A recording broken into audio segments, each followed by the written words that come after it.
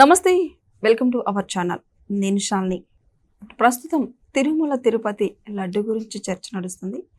దీనికి సంబంధించి సుప్రీంకోర్టు ఆదేశాలు ఏమిచ్చింది, పిటిషన్ జారీ చేసింది, జడ్జిమెంట్ ఏమిస్తుంది అనేది దీనిపైన మనకి సమాధానం చెప్పడానికి సీనియర్ జర్నలిస్ట్ దుర్గా వడ్లమణి మనతో పాటు ఉన్నారు. వారిని అడిగే విషయాలు మనం తెలుసుకుందాం. నమస్కారం. నమస్తే అండి. చెప్పండి, పిటిషన్ లడ్డు గురించి విచారణ జరుగుతుంది, జడ్జిమెంట్ మీరేమంటారు? నేనండమేం లేదండి. ఇవాళ సుప్రీంకోర్టులో ఇరుపక్షాల వాదనలు విన్నారు. విన్నాక సుప్రీంకోర్టు కొన్ని ప్రశ్నలు వేసింది ప్రభుత్వాన్ని. సరే, సహజంగా జరిగేదే. అంటే మీరు ఆల్రెడీ సిట్ వేశాక ఎందుకు మీరు ఈ లడ్డు వివాదాన్ని తెరపైకి తీసుకొచ్చారు అని. సరే, అది పక్కకు పెడితే సిట్ విచారణ కొనసాగించమనే చెప్పింది. ఓకే, అందులో ఏం డౌట్ లేదు. అయితే దీన్ని ప్రతిపక్షాలు అంటే వైసీపీ వాళ్ళు ఎలా ప్రొజెక్ట్ చేస్తున్నారు, ఆల్రెడీ జడ్జిమెంట్ వచ్చేసినట్టు, ఏదో సుప్రీంకోర్టు చంద్రబాబు నాయుడిని చివాట్లు పెట్టేసినట్టు, చంద్రబాబు నాయుడు తప్పు చేసినట్టు, అసలు లడ్డూలో కల్తీయే లేదన్నట్టు ఇన్ని తెర మీదకి తీసుకొచ్చారు. ఇవాళ మొత్తం ఈ జడ్జిమెంట్ సుప్రీంకోర్టు ఈ విచారణ ఆదేశాలు వచ్చాక ఇప్పుడు సాక్షి టీవీ, సాక్షి ఛానల్ ఏదైతే ఉందో వాళ్ళు ఇస్తున్న వివరాలు ఇవన్నమాట. అంటే మొత్తం ఏకపక్షంగా ఏదో సుప్రీంకోర్టు జడ్జిమెంట్ ఇచ్చేసింది అంటే వైసీపీ వాళ్ళు తప్పు చేయలేదు, ఎస్పెషల్లీ జగన్మోహన్ రెడ్డి చేయలేదు.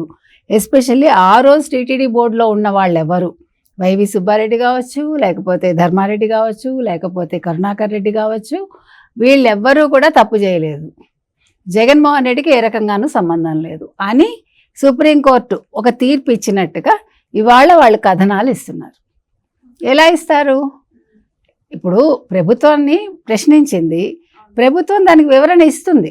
ఎవరు? ఇప్పుడు ప్రెజెంట్ అధికారంలో ఎవరైతే ఉన్నారో తెలుగుదేశం కూటమి తరఫున ఆ ప్రభుత్వం గురువారానికి వాళ్ళ వాదనలు వాళ్ళు వినిపిస్తారు, వాళ్ళు ఇవ్వాల్సిన కాగితాలు వాళ్ళు ఇస్తారు. అది ఎక్కడైనా జరుగుతుందండి. ఇప్పుడు వాద ప్రతివాదనలు అనేది ఏ కేసుకైనా ఉంటాయి. అదేవిధంగా లడ్డు వ్యవహారంలో కూడా ఉంది.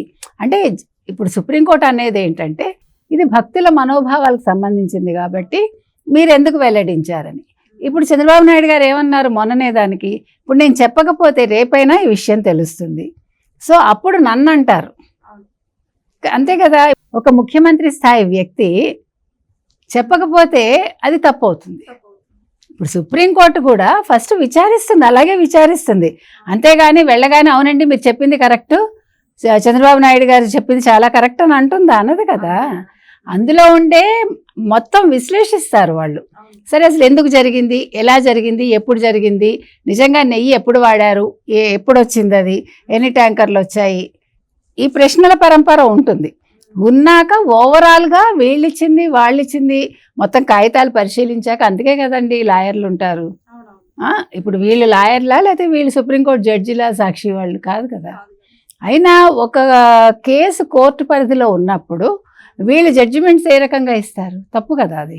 యాక్చువల్గా దాని మీద కోర్టుకు వెళ్ళచ్చు. అంటే వీళ్ళు ఇచ్చిన ఆ స్టోరీస్ ఏవైతే ఉంటాయో వాటిని సుప్రీంకోర్టుకి సమర్పించవచ్చు. ఇప్పుడు ప్రభుత్వం ఏదైతే ఉందో వాళ్ళు ఎల్లుండి గురువారం ఆ కాగితాలతో పాటు ఈ క్లిప్పింగ్స్ కూడా సబ్మిట్ చేయొచ్చు. ఎందుకంటే ఏదైనా ఒకటి కోర్టు పరిధిలో ఉండగా ఎవరం కూడా అనుచిత వ్యాఖ్యలు చేయకూడదు, ప్లస్ అక్కడ జరిగినట్టు చెప్పకూడదు.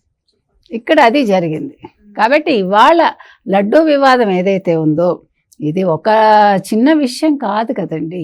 ఇది ఎంతమంది కోట్లాది మంది భక్తుల మనోభావాలు, ప్లస్ ఇది అంతకంటే కూడా ఇప్పుడు ప్రసాదం అనేది చాలా ఇంపార్టెంట్. అంతే, మనిషికి మనం ఏ పూజ చేసినా ప్రసాదం లేకుండా ఆ పూజకు ఒక ముగింపు అనేది ఉండదు. ఆ ప్రసాదం, ఆ తీర్థం అనేది, తీర్థం తీసుకుని ప్రసాదం తింటేనే ఆ పూజ పూర్తయినట్టు మనకి. అదేవిధంగా లడ్డు అనేది మీరు తిరుమలకి వెళ్ళినప్పుడు దర్శనం అయ్యాక మనం ఫస్ట్ లడ్డు కొనుక్కుంటాం. ఈవెన్ కౌంటర్లో కూడా మనకి చిన్న చిన్న లడ్డూలు ప్రసాదం కింద ఇస్తారు. మీరు కొనుక్కున్నా సరే ఆ ఇచ్చే ఆ ప్రసాదం కోసం మనం పరిగెడతాం, అందరం పరిగెడతాం.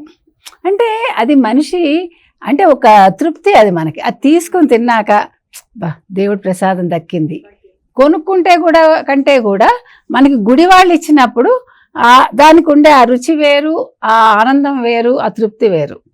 ఆ చిన్న లడ్డు కావచ్చు, లేకపోతే కొంచెం పులిహార కావచ్చు, లేకపోతే కొంచెం దధ్యోజనం కావచ్చు, అవి మనకి చాలా ఆనందాన్ని ఇస్తాయి.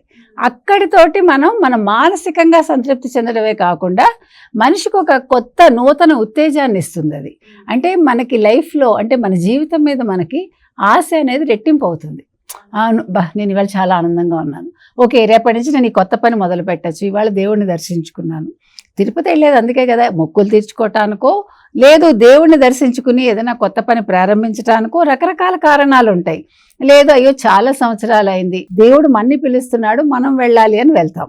కాబట్టి ఇటువంటి తిరుమల కొండ ఏదైతే ఉందో అసలు మీకు అక్కడికి వెళ్తేనే మీకు ఒళ్ళు పులకరిస్తుంది మనకి. ఎందుకంటే అసలు ఆ వాతావరణం, ఆ ప్రశాంతత, ఆ పవిత్రత, మనం ఎర్లీ మార్నింగ్ లేచి వెళ్తే మనకి అదొక భయం ఉండదు. మనకి ఎంతో ఆనందంగా మనం ఆ ఆవరణలో మనం తిరుగుతాం, ఆ దేవాలయ ప్రాంగణంలో. మనకి ఎంతసేపు మనం క్యూలో నిల్చోవాలన్నా మనకు బాధ అనిపించదు.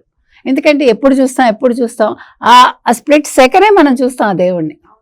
స్ప్లిట్ సెకండ్ అంతే. అంటే మనం కన్ను మూసి, ఈ రెప్పపాటు కాలం అంటాం చూడండి, రెప్పపాటు కాలం అంటే ఏంటి, కన్ను మూసి తెరవటం టైంలో. అందుకే చూడండి మామూలుగా ఏం చెప్తారంటే దేవుడి ముందుకు వెళ్ళినప్పుడు మనం కళ్ళు మూసుకుని ధ్యానం చేయటం కాదు, కళ్ళు తెరుచుకుని దేవుడిని చూస్తూ మన మనసులో మనం విన్నవించుకోవాలి. కానీ అది మనలో చాలా మంది చెయ్యం, తప్పు అక్కడే జరుగుతుంది. అవునా కాదా? చూసుకొని ధ్యానం చేస్తుంటారు. కాదు, మీరు తనివి తీరా రూపాన్ని చూడాలి. మీరు ఏ గుడికి వెళ్ళినా సరే మీరు ఎప్పుడైనా గుర్తుపెట్టుకోండి, చూడండి కావాలంటే. మీరు ఆ దేవుణ్ణి చూస్తూ మీరు ప్రార్థించినప్పుడు ఉండే ఆ అలౌకిక ఆనందం అనేది అది మన మాటల్లో చెప్పలేం. మనం కళ్ళు మూసుకుని దేవుణ్ణి మన ముందు ఊహించుకుంటాం మనం, కరెక్టే. కానీ చూసినప్పుడు ఉండే, ఇప్పుడు వెంకటేశ్వర స్వామిని కళ్ళు మూసుకుని దర్శించంగా అయ్యో ఎక్కడ చూడలేకపోతామో ఒక తపన, ఆ తపనలో ఎక్కడ మిస్ అయిపోతామో ఇలా వెనక్కి చూసుకుంటూ వెళ్తాం మనం. అవునా కదా?